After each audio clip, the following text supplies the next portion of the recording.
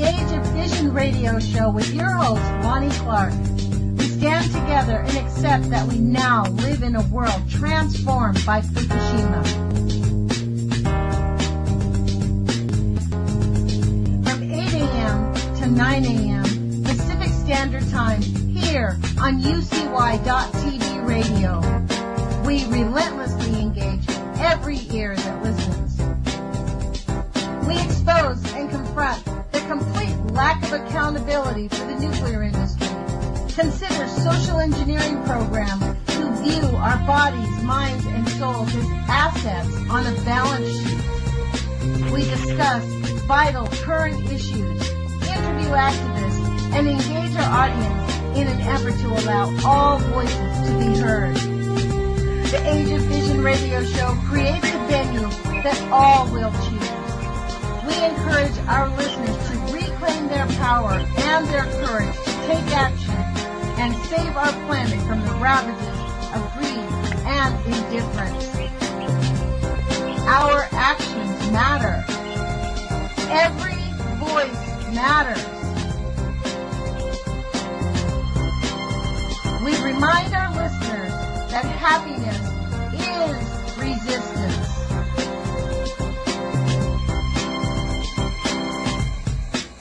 Love is greater than fear.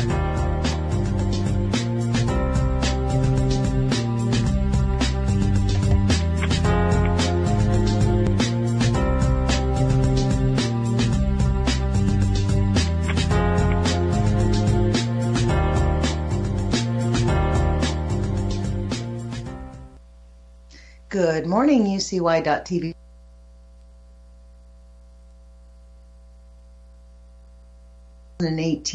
We're halfway through the year. This is Roundup Friday with Jerome, my co-host, who is on the show on Wednesdays and Thursdays. Hi, Jerome. Good morning, Lonnie. How are you? I'm doing well. I want to remember to thank KEPW.org or 97.3 here in Eugene, Oregon, because they play our podcasts. So we really appreciate everybody joining us.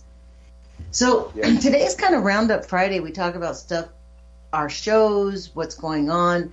And I thought, again, I'd start the show with, I opened up the I Ching and just pulled open a hexagram to see what a message could be, some bit of guidance. So I'm going to do that. I did that while the intro was on, like I did last week. I like that idea. Yeah, me too. This is number 15, Qian, and it is modesty. So I'm just going to read it really quick. This hexagram is made up of the trigrams Ken, keeping still, mountain, and Kun. The mountain is the youngest son of the creative, representative of heaven on earth. It dispenses the blessings of earth, the clouds and rain that gather around its summit, and thereafter shines forth radiant with heavenly light. This shows how modesty is and how it functions in great and strong men. Ka'un, the earth, stands above. Lowliness is a quality of the earth. This is the very reason why it appears in this hexagram as exalted. It is being placed above the mountain. This shows how modesty functions in lowly, simple people. They are lifted up by it. The judgment. Modesty creates success. The superior man carries things through. It is the law of heaven to make fullness empty and to make full what is modest. When the sun is at its zenith, it must, according to the law of heaven, turn towards its setting. At its nadir, it rises towards a new dawn. In obedience, it is the same law. The moon, when it is full, begins to wane, and when empty, the light and when empty of light, it waxes again. This heavenly law works itself out as in the fates of men also. It is the law of earth to alter the full and to contribute to the modest. High mountains are worn down by the waters, and the valleys are filled up. It is the law of fate to undermine what is full and to prosper the modest. Men also hate fullness and love the modest. The destinies of men are subject to immutable laws that must fulfill themselves. But man has in his power to shape his fate according to his behavior, exposes him to the influence of benevolent or of destructive forces. When a man holds a high position and is nevertheless modest, he shines with the light of wisdom. If he is in a lowly position and is modest, he cannot be passed by. Thus, the superior man can carry out his work to the end without boasting of what he has achieved. The image. Within the earth, a mountain, the image of modesty. Thus, the superior man reduces that which is too much and augments that which is too little. He weighs things and makes them equal. The wealth of the earth in which the mountain is hidden is not visible to the eye, because the depths are offset by the height of the mountain. Thus high and low complement each other, and the result is the plain. Here an effect that it took a long time to achieve, but that in the end, easy of accomplishment and self-evident, is used as the imagery of modesty. The superior man does the same thing when he establishes order in the world. He equalizes the extremes that are the source of social discontent, and thereby creates just and equitable conditions. Yeah. What a beautiful statement. Again, true words. Kind of speaks to what our efforts are, isn't it? Because really, we have to continue. And that, this is the thing. We are on a path, like you and I both chose at different times, that this, all of a sudden we realized, oh my gosh, we've been lied to all of our lives. Like, for real. Like, about what's safe, what's not safe. Right. You okay? Yeah. I have no idea what that was. Huh. That was weird. Mm-hmm. Well, where are you sitting, Jerome? I am down by the Willamette River, and in this little glade right off the side of apartment buildings, or the bike path kind of goes on the street for a second. And I have a picture, I guess, Skinner's Butte, or some other butte mountain type thing. Yeah, it's Skinner's Butte. And it's idyllic, with the exception of several high voltage power lines going right through the middle of it. Yeah, you're right in back of the Whitaker. For those of you that are familiar with Eugene, he lives in back of the park behind the Whitaker, so in that area. So that's where you're sitting. So that's awesome. Beautiful. So look, this is the thing. We are fortunate ourselves. Boy, this room that I'm in echoes. I apologize, people. We're actually pretty fortunate that we live, that we're conscious. I'm grateful that we're conscious. I've been thinking all this week about all the information that's come our way on this radio show. And, it is a little bit much. We get a little bit, I think we can get overwhelmed when we comprehend all the lies, all the manipulation and all that stuff. But I think our focus, like for me, the way I want to focus this radio show, however it moves forward in the future, is I really want to really focus on how we can create a sense of well-being and humanity. And I think that's what this reading was about. Like, just staying modest and doing the right thing. But part of that is us. I think we have to it's kind of like an abuser. How do you survive a person who's been an abuser? I mean, you and I are both child abuse survivors. And basically, how you do it is you stay out of the way of the abuser and you get away from him as soon as possible. Yeah, and then you start living the correct life as soon as you can. And that's what we have to do. We have to start living the correct life. Find what works for your body, what makes your body. We are not meant to have aches and pains at all. We can get over simple things. There are easy ways to help our bodies heal. We have been lied to by the entire medical industry here and nutritional industry in this country about what's healthy, what's not healthy. There's this huge thing, now we have this junk food, right? So now we comprehend that fast food, where you go in and get your food in 3 minutes because it's all microwaved and full of chemicals, so it cooks quickly. We understand that. Most people comprehend it. But what they also don't get is that, like, when you go into a restaurant, a lot of the food that you eat is semi prepackaged. That's why it's really important to go into a restaurant where the food tastes like food. Like, not just instant, we warmed it up out of a package and it's served. You want real vegetables, you know.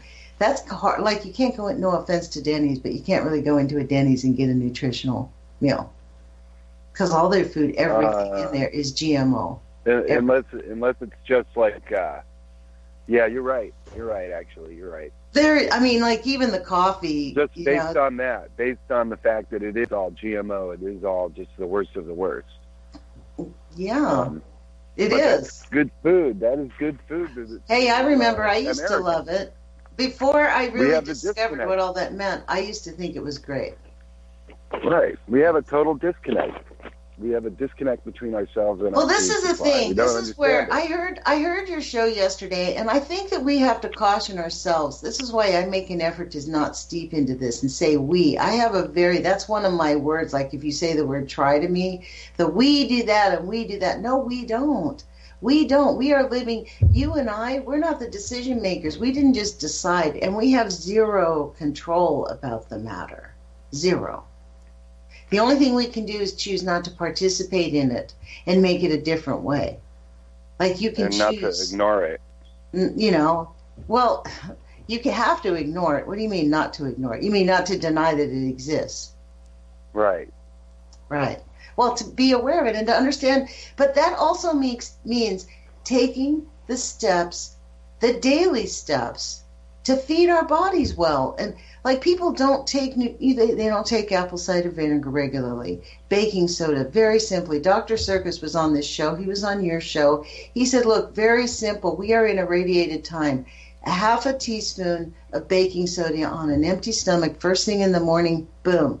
That will protect you a good, strong bit. Do people do that every morning? Do we give ourselves permission? This is why part of what I'm going to include in the new path is something I recently discovered.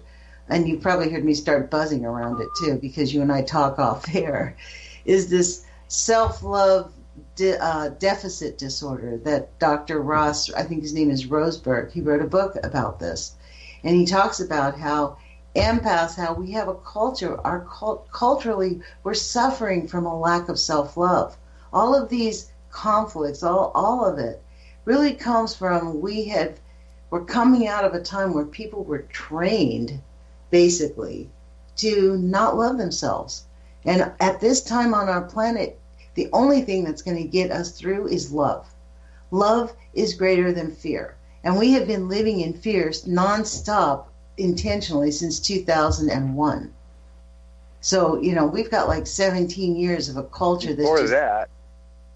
Yes, but our whole society was based on fear in the 50s and 60s. It's true. That's true. Where this whole nuclear thing came from, was the fear that was instilled into our society. That's the fear of the Russians. Mm-hmm. And that's my point here. And they're still trying to use that one. Exactly. So the only love, but see, love is greater than fear, Jerome. This is why we have to focus on self-love. I agree. Love is greater than fear. But we have to focus on self-love and self-healing. And healing from the abuse of the narcissist, and just some people are just, their characters they've given up on themselves, and some people are just horrible people and they're mean to each other.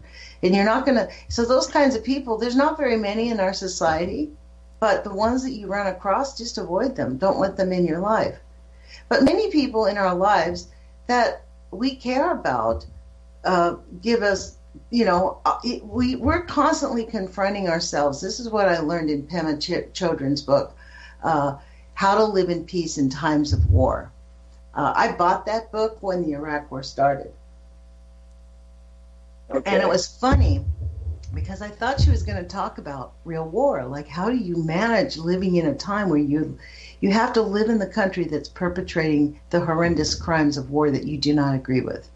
The whole thing was fake. I was and remember, I am a tax resolution specialist, so most of the time people have to pay their taxes. We can get penalties back, but a lot of times they don't qualify to make a negotiated deal, more times than not.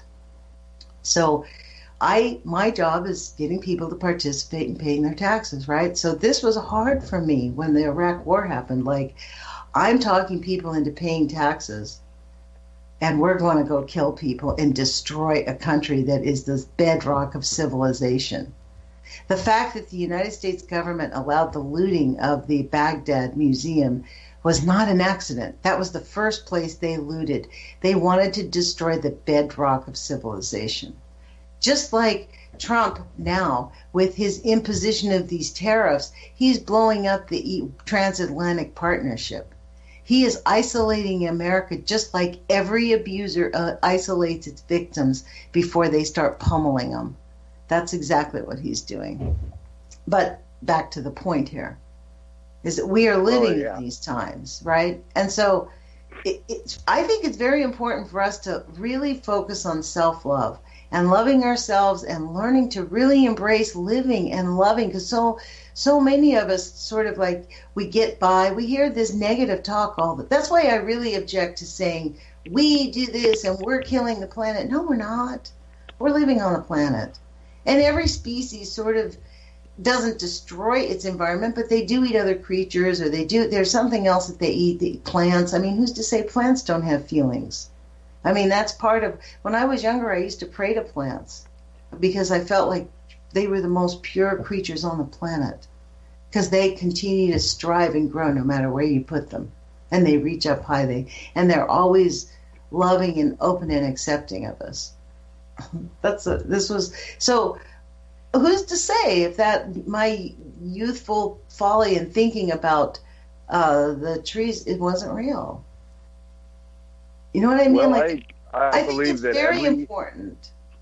Everything in the food chain, I think, has a kind of a basic understanding, if you will, built into its DNA that says, okay, there is a chance I'm going to be eaten by X, Y, and Z, and I can eat P, Q, and R.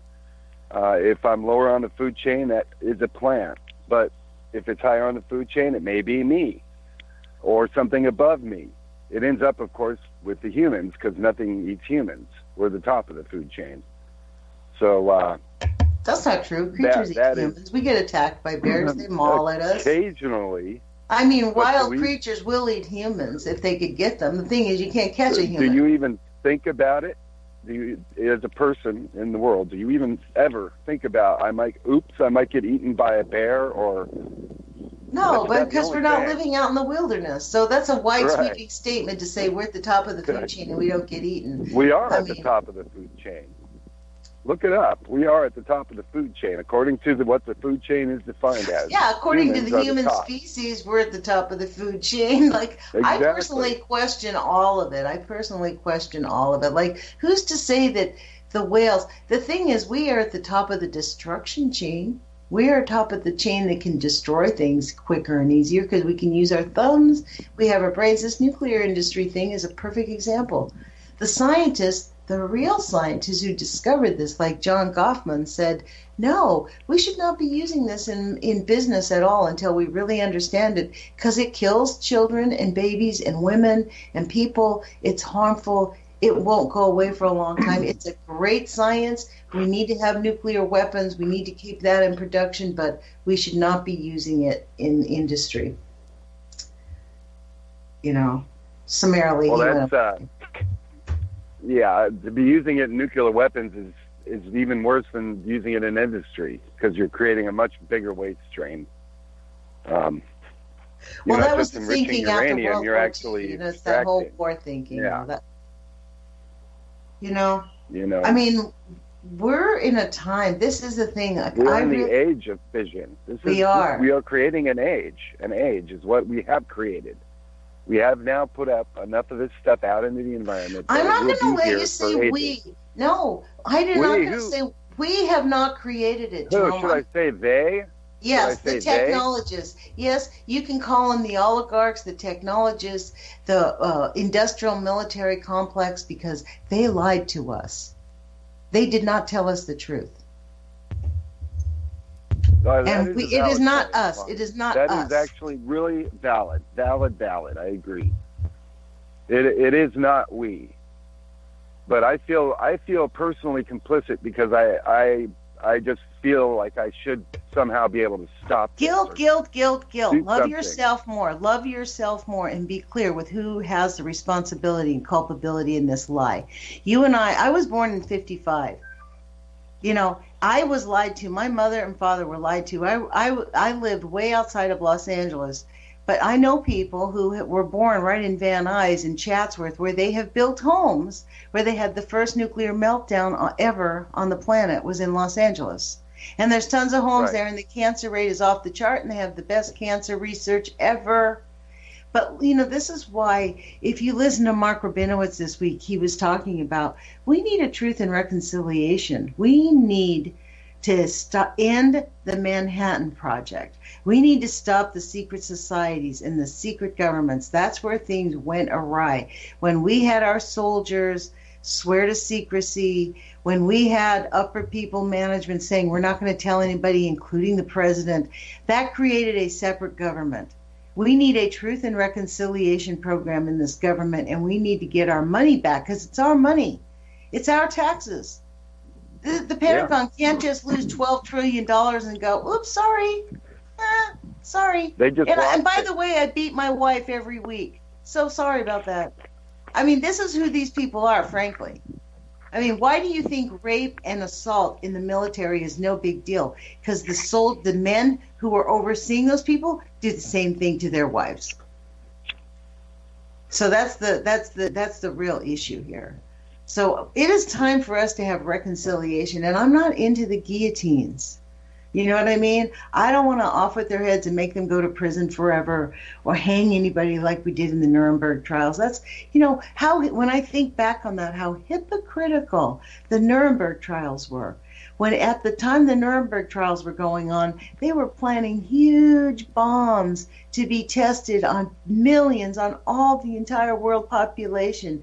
And so many bombs have gone off on the planet that they don't even test for plutonium because plutonium's half-life is 24,500 years. We have a lot of it. A lot. Right. You know, we have all kinds of horrible things floating out there, so they ignore it.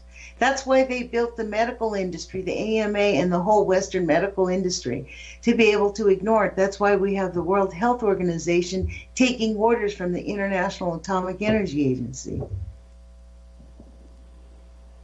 Okay, yeah. That kind of makes sense. Because they would have to, otherwise in the World Health Agency would. This is why we have to call for peace and reconciliation councils, because we need to tell them. How do you go about we doing forgive that? them. Well, we have to start. How would you go about it? Well, how you go about it is you get the government, our elected officials, to get enough people inside the military who will stand behind them, because this has certainly been a military coup. The way to take it back. This is how they had to do it under Pinochet in Chile. The United States installed Pinochet, and for 10 years, all these generals, all these people, they cooperated. They murdered and slaughtered lots of people.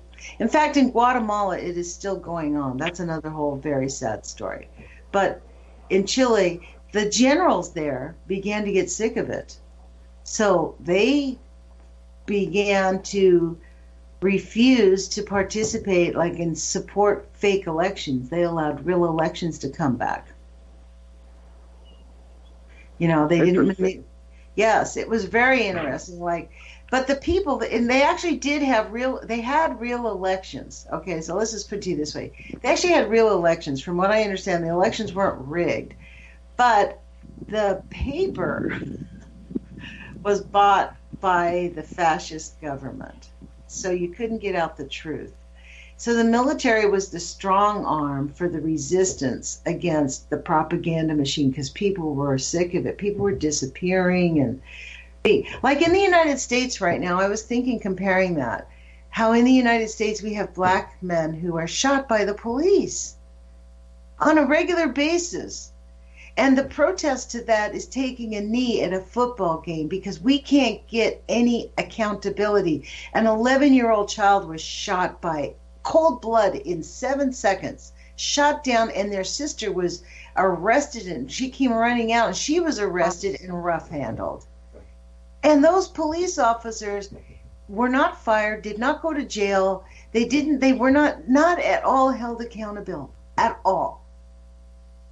And so for the president to tell the NFL that they should fire people who take a knee, that people shouldn't be in the country, we're talking people need to pay attention to what is happening. If we want our democracy, it is time to speak up, folks, because this is how I bought a button that says, if you ignore your rights, they disappear. Correct. I agree with that 100%. If you ignore them, then it's over. It's over. We're doing that in a lot of ways, I think, Lonnie. I am doing that personally. Well, then I know stop that doing it. Then make a commitment to not do that. As well. Then make a commitment to change that, like me. I've made a commitment. I'm not doing. This is the thing. I am doing what I can, right? I do this radio show. I call up my elected officials. I write letters to them. I poke them in the eye, even though, look, this letter. I pre-recorded an interview with Louisa Hamachek last night. She came over late, and she's like, "Can we do an interview now?" And I'm like, "Yeah." So, but this is a letter that I got from Mark Rabinowitz about every single elected official in Oregon signed this letter. We appreciate your combined leadership in promoting the commercialization of the SMR technology. They fully support NewScale. This is 2013. I have an appointment on Tuesday with Jeff Merkley, Senator Jeff Merkley's office here, local office. And I'm going to bring the letter, and I'm asking him, are you going to rescind your support of NewScale, or have you? Because I expect that. That is outrageous. We do not need NewScale. The nuclear industry has never told us the truth. They lie and constantly lie, and we know they lie. And let's just talk about this idea of whistleblowers. Why do we have to have... The ones that get silenced and fired and have to self-censor or lose their career? But this is the point. Why are we having, quote, whistleblowers? What happened? How come employees cannot speak openly and talk about, remember Mr. Truth? Shh. And he was just a contractor building the nuclear station. And the Nuclear Regulatory Agency turned his back. The guy who represented the NRC turned his back on his conversation as his boss put his fingers to his lips, intentionally. Yeah. That was chilling. Yeah. So why is that? So this is why we need a money. Yes, but let's it is, you know what, there was, I think it was in Foreign Policy today, there was an article that said it is time for profit. Let me see, what does it say? It's time to choose democracy over financial markets. The Italian president's decision to reject That's the problem right there. Economic. Money, there it is. You want your problem? That's it. Our democracy has been bought and paid for. So it isn't a democracy anymore. And well, this is why it's important for us. Real, I know. But you know what, Jerome? Nope, not enough people vote. So let's don't call it democracy until, if you tell me that we have rigged elections after we get 70%, 80% of the people voting, then, okay, I might concede that point. But right now we have less than 20% of the eligible people actually participating and voting in elections. So we do not have a democracy by choice. And that is not maybe by choice, but by design and plan. Because this is why I'm cautious about saying the we and all of this other stuff and blaming the voters. Because I believe that in order to have the truth and reconciliation councils that we need to have across industries, actually, it takes us from victimhood to claiming our power. Because we feel like we're victims of these people. We don't have a choice. We feel like we can't win. We bang our heads, but it's kind of like I told Louisa, you'll hear the interview on Monday, because I'm going to play it, I think, on Tuesday, actually, because I'm going to the meeting with Jeff Merkley, so I'm going to play her interview Tuesday. But when I got out of there, we left there feeling very happy. We were beaming. It was really, we had such a good time. We couldn't believe they talked to us for an hour. It was quite fun.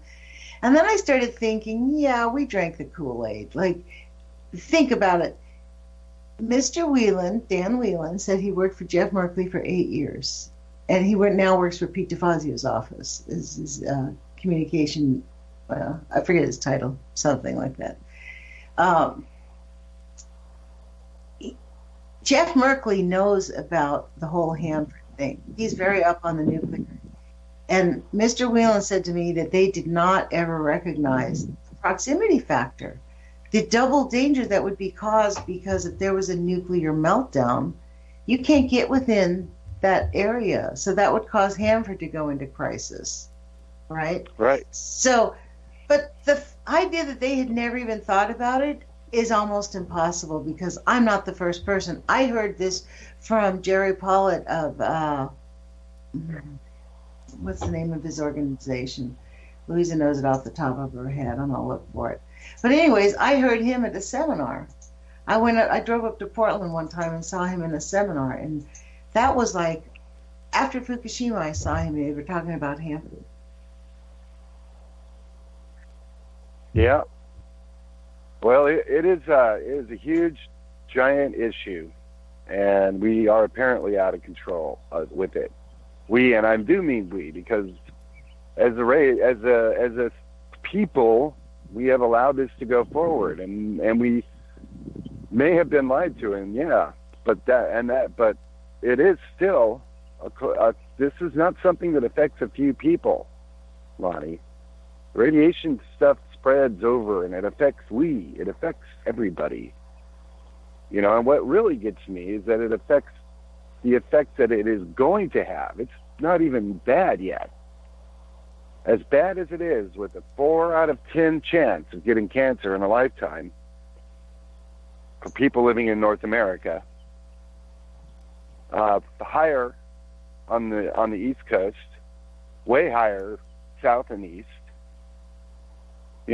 We might go to a 7 in 10 or 8 in 10, or with cancer might be the number one cause of death to humans. We don't know why. Listen to what Jerry Pollitt belongs to. Jerry Pollitt, to me, he's a member of the House of Washington Representatives from the 46th District of Washington. But he is also executive director of Heart of America Northwest, a watchdog group focused on the Hanford Nuclear Reservation cleanup. So he also is on the State Coalition for Open Government. So there are, yes, and so Heart of America is a good organization up there. I mean, they're the reason that the way that I saw their presentation was the most clear thing I'd ever.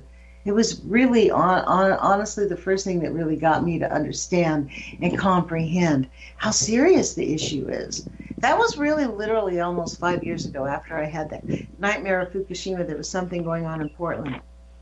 And so this is what I suggest to people. Find out why we're jumping up and down. Don't just think of us as like, oh, they're just lunatics.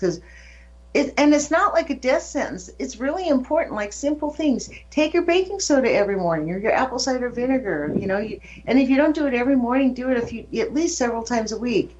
Self-care, self-care, self-care.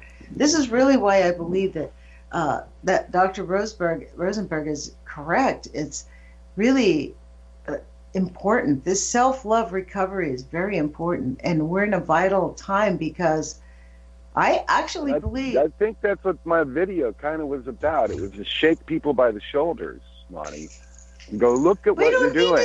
We don't need to shake people. We're being shook, Jerome. I object to that. Quit going the McDonald's drive-thrus and getting chicken McNuggets. The people who watch your video, I guarantee you are not going there. People who watch your video are not going to McDonald's. And if they're going through McDonald's, they're probably having high anxiety. What I say is feed your body the right nutrition, exercise, and self-love. Don't refuse to be critical about yourself. Love yourself, forgive yourself, face your fears. Love yourself for your fears and embrace them and resolve to overcome them and allow yourself to grow. Because that's what's going to get us through this time. That's what I think. We are coming up into some very big challenges. And we need self-love recovery, because when you begin to get into self-love, you're open, we're receptive. Humans are meant for love. We're meant to be around each other. We're creatures that are meant to be, in tribes. We create our own little tribes. Yeah, that's true. Do you hear this? Yeah. This is my rain stick. Your rain stick? Yes, it is. It's right next to here, and I decided I'm going to have it on the radio show because it calms me down. Because some of the stuff we talk about, my anxiety level, like even myself, as I'm talking about it, I start the show, and I want to hear about this. It's very important that we discuss it, but it's also for me very important that we don't victim blame, because we are living in the culture, but the responsibility looks forward, blame looks backwards, right? Right. So we're responsible. Which is why I ended yesterday by saying, so quit lying to our kids. Teach our children what this danger is. It is a real thing.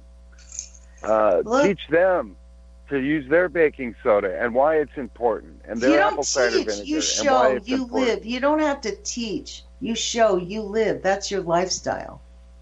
That's right. how you live. I wouldn't know. I've never raised children, so I don't know.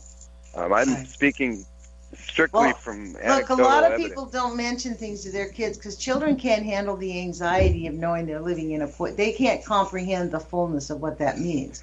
So you do have to not tell kids too little. You kind of have to, what Heidi Lambert talked about this one day. She was trying to explain, because they're from her kids. They were like 10 or 12, I think she said, and they decided she would show them how nuclear waste was made. So they went to the store and they got a bunch of candy. And so first what they did was they had a bunch of liquid candy and chocolate milk and syrup and all this stuff. And so then they took the hard candies, and that represented all the toxic tools, because once you're building all this toxic stuff, the tools become radioactive, all the metal starts to melt because of the Wigner effect, so you can't use it. So you have a lot of tools that you have to bury out there. So you put those in the hole. And then you have the sludge, and then you have the gummy bears, which is like the sludge and stuff like that. So you should hear one of her interviews listen to the interviews on our show. You can just type in Heidi Lambert on Age of Fission. And I think she's been on quite a bit. She's very busy. She wants to come back, but she's been very busy. But she was talking about how she shared this with her kids. Over my head. Isn't that awesome? It's because we live near the coast. Yeah.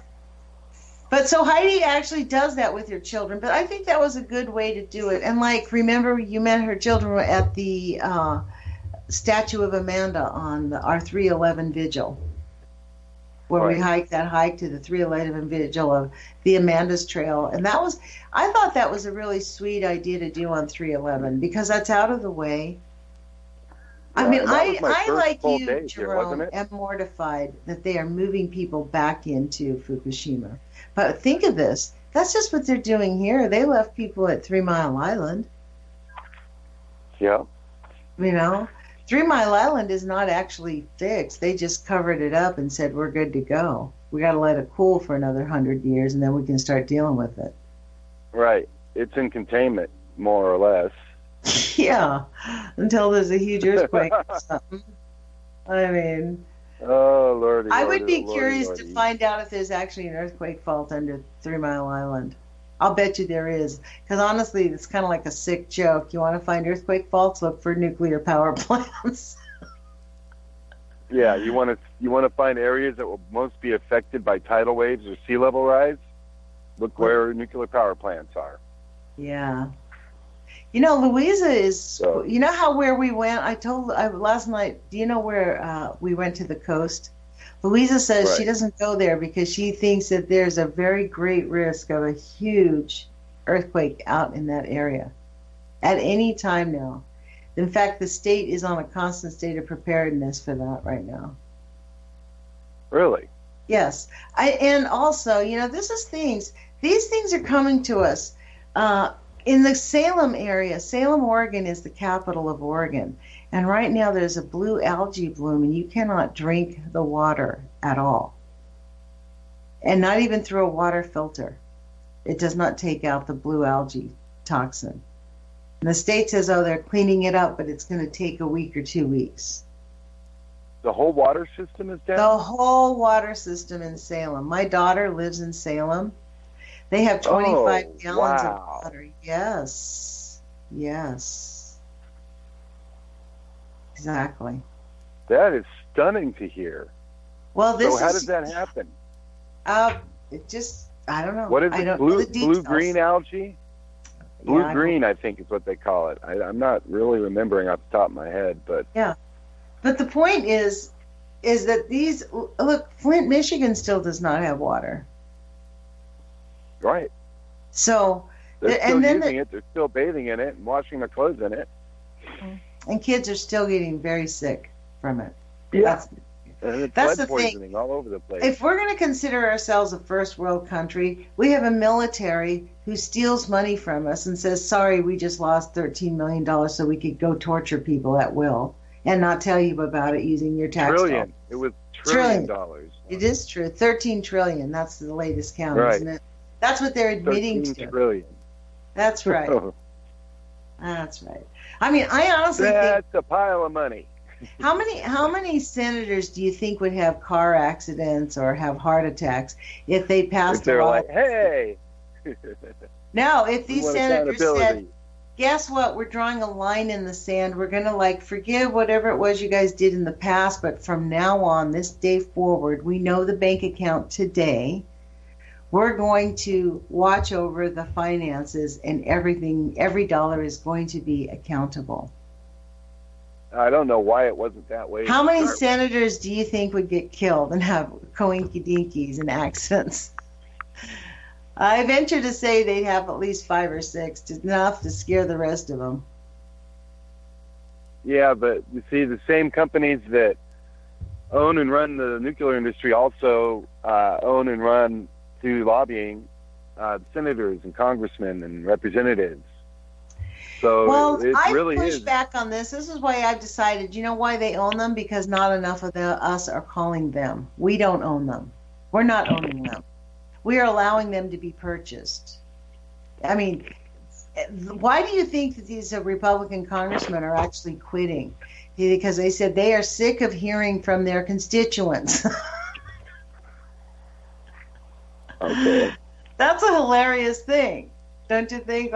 And they get mad because they are having to answer for Trump's behavior and not for the policies they're pushing. And they don't, they get very upset at that. So a lot of them are just quitting because they don't want to have to face the voters. So that's the point here, is if we really did push back and get engaged, we could, and I really believe this, but a lot of that comes from self-love. We're not going to take these actions until we begin to help ourselves and help us understand that we deserve to love ourselves unconditionally, and we deserve life, liberty, and the pursuit of happiness, which is being taken away by the technologists. Tell me this, Lonnie. I have a question. What about people 400 years from now? Are we responsible for their happiness and their ability to have self-love, etc.? Why are we responsible for their ability to have self-love? We're not responsible for them. What are you talking about? Exactly. Right. They are really kind of not a consideration because they don't even exist yet. No, but we're not responsible. Don't interrupt me, Lonnie. Come on, please don't interrupt me. Allow me to finish what I'm saying. What I'm saying is that we are responsible because these products that we, the people, are allowing our government to create, manufacture, and store haphazardly are going to affect people 300 years, 400, 500, when it all gets loose, when our stupid little containments fail, which they will, and all over the place, you got these giant plumes of radioactivity spreading out over the landscape everywhere you look. When there's a freak accident and a meteor strikes the North Pole and melts 4 cubic miles of water, and all of a sudden sea levels rise 2 feet across the planet. Oops! Every nuclear plant gets flooded. This is a legacy. This is an age. It's the age of fission. We have already created... That's an extermination event if that happens. Gigatons of these products. We have created gigatons. Jerome, I think I, And you can't pretty deny much that. made it clear. Look, So I are made we it clear. responsible? No, and you're continuing to interrupt me. No. And you're continuing to interrupt me. I'm not. You're asking me a responsible? question. Are we responsible? And no. you're not letting me even finish asking it, Lonnie. Okay, finish. Are we responsible for the destinies of the people 400 and 500 years from now by our lack of action and our lack of self-love, if you will? Which says, yeah, we need to make this not only sound for us, but for future generations as well. Is there a responsibility there?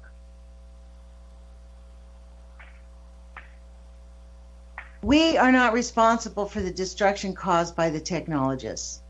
We are not responsible for their willingness to knock off every activist and silence every activist. The only thing that we can do in our lives is continue. If we were to mass together, this is what the Occupy movement was about. Let's put our feet together. Let's come out. Let's demand accountability. This is why I agree with Mark Rabinowitz when he said what we need is a Truth and Reconciliation Council across all these technologies. Because if we remain silent, then we are also culpable. We do have a sense of culpability in allowing it to continue to happen, because once you know about a wrong being done, it's your responsibility to take action, whatever action feels right, to stop that wrong from happening. And a lot of people are engaged in a lot of different activities. Like, Jerry Pollard runs the Heart of Northwest America.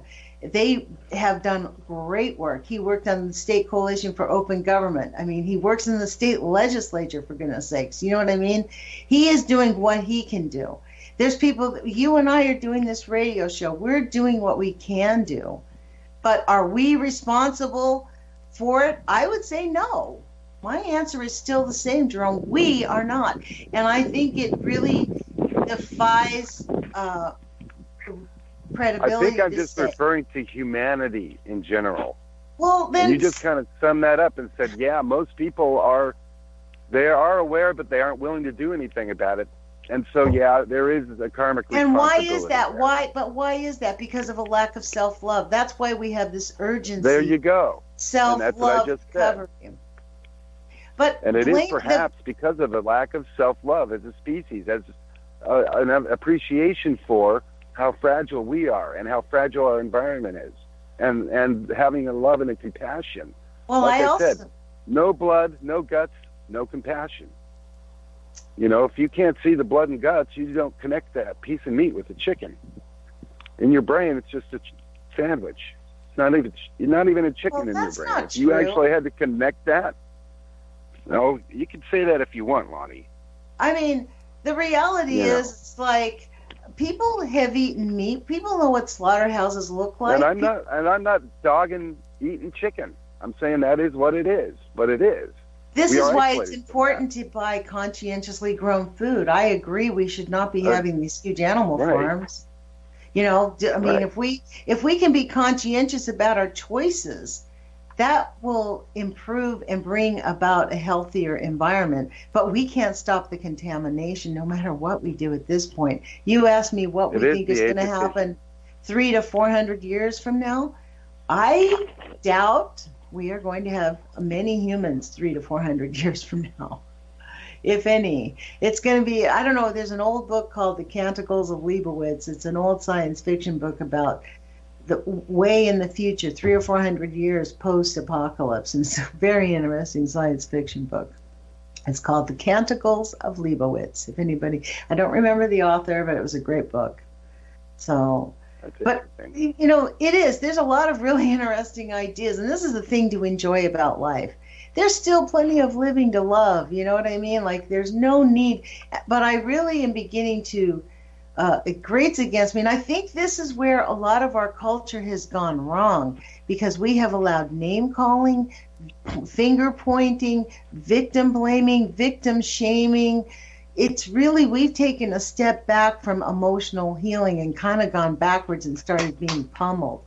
This is why I said earlier, to me, I was not shocked. Or have we never gone forwards, or have we not evolved to that point yet? We have. I push back. I'll tell you what, we have gone forward. But, it's kind of like what Kai Hushka said on my show one time. He's like, this is the thing about democracy. You move forward, they push back and push you back. And then the people push forward, we get democracy. Because what happens is, when we get really a good swing on democracy, it feels so good. People kind of get lazy and their kids take it for granted. And so then the forces, the oligarchs and the forces of financial investments, they gobble up a little bit and push back. But he said, when you look at the scale of democracy, rights are rising. Like right now on the planet, we are gaining in the courts and in the system of just human social justice. The question is, can we make these changes fast enough to keep us from the brink, from killing the beautiful things that we love, not just our own species, but these beautiful things we love. The birds, the animals, the plants, all these beautiful things we love. And I am going to hold firm to the idea that if we begin to recover our self-love and open our third eye and begin to use these magnificent brains on the top of our heads, we will magnetize the correct answers. And yes, it can be reversed, because we can't. I'm going to resist the idea that it's all gone. And those answers are going to come from our children. That's where the answers are going to come from. They're not going to come from us. They're going to come from people. That's because we're going to be dead. We're going to be dead. Like that's called life. The problem will still be there after we're dead. It'll actually be worse by the time we're dead, Lonnie. Way worse. Because now with this new Generation 4 nuclear power scheme, which will go forward, they are going to be reprocessing all of the old spent fuel and pulling the plutonium metal out of it and moving that around and making new fuel pellets with just plutonium and a little bit of uranium in them. That's their plan. This is their paradigm. That's what they're going to do. They are going to do that. They're already doing that. Look, they wanted to build 300 nuclear power plants. You know why they're doing it? Because everybody's been asleep on this. This is why you and I are on the air. They don't need the plutonium anymore. We can push back. We are waking people up. People listening to this radio show.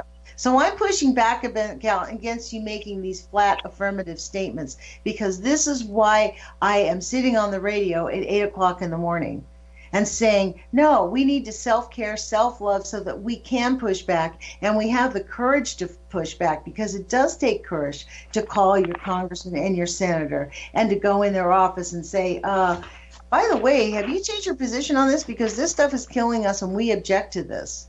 And we do not want SMRs in our country, in anywhere. They're illegal in Oregon. Anywhere. These are illegal in Oregon. There's one running here, right? I don't believe that there's an SMR is being at Beaverton. They're building an SMR in Beaverton. No, somewhere on OSU they have an operating. Yes. But we're not talking about a full-blown small modular reactor. We're talking the ones that they build for the schools. That's the other little trick thing. It's like they say they don't have nuclear reactors in Oregon, but they do at every university. They have them all. A lot of the places here, they do have experimental reactors and things. Experimental. Yep. And then the military base has their stuff, which you can't keep them from having. So it's very interesting, the politics and how this works. But I think this is why I get excited, Jerome. I'm sorry to step on your words. I apologize for that. The reason I get excited is because making definitive, sweeping statements, our thoughts are things. And as people who are on the airwaves, I disagree with making sweeping statements like this that are going to project negative projections out there and allow it to become more real. Like last night in the interview, I decided I wasn't going to read this whole letter because I don't want to give it power to the lies they're saying in there. This whole letter that these people signed, that all these representatives signed, was written by the nuclear industry. I can guarantee it. You should hear it. It sounds exactly written by NuScale to Secretary Moniz, asking them to approve them for some credit, which they did. They got boatloads of money after 2013. So these senators helped NuScale get a lot of money. Yeah, they've got several different prototypes, and NuScale's not the only company. Hitachi's in on it. General Electric is in on it. All the biggies. People that do not want nuclear power into Generation 4. Yes. And the reason is because they can burn up the plutonium that was generated in the old school steam type power plants, whereas these are or Generation 2 and 3 and 1 power plants. Generation 4 uses a different it uses a plutonium fissioning process. Wow. Versus the old school ones, they use uranium, and some of the reaction was a plutonium reaction just because it was created and then destroyed. But what they're doing now is they're starting with it and a much denser packet of it, much closer to a bomb, really, a much denser packet. So they're going to be placing these little bombs underneath the ground and leaving them there. In a can. That's right. One of the things that's the selling point of the small modular nuclear reactors, as Louisa reminded us to say, because they sound, oh, so nice, small modular reactors. No, it's small nuclear modular reactors, small modular nuclear reactors. So they're still a nuclear reactor. They are not. So you're saying that they're basically going to bury like a little bomb in the ground. That's good. Yeah, it's a very, very complex, tight package of fuel. And those things will do up to a million watts of steam power a piece. That's just great. Oh, this is the thing. It is such a disregard. So you ask me, are we responsible? Well, the best we can do, although I've been doing this for 5 years, Kevin Blanche has been banging his head against the wall for a long time, getting people. There are a lot of people on YouTube. We have a lot of keyboard activists, people who go to YouTube every day to find out what's going on. Thousands and thousands of people. I mean, worldwide, probably a lot more, millions. I think there are a lot of more people who understand. The question is, how do we effectively put pressure? And I think our only option. Well, sweeping statements is what I've come up with. People seem to appreciate that. You don't. I don't like sweeping statements. Sweeping statements people make do. A broad brush. Well, people have been misguided. More positive comments on that than any other thing. But you know what?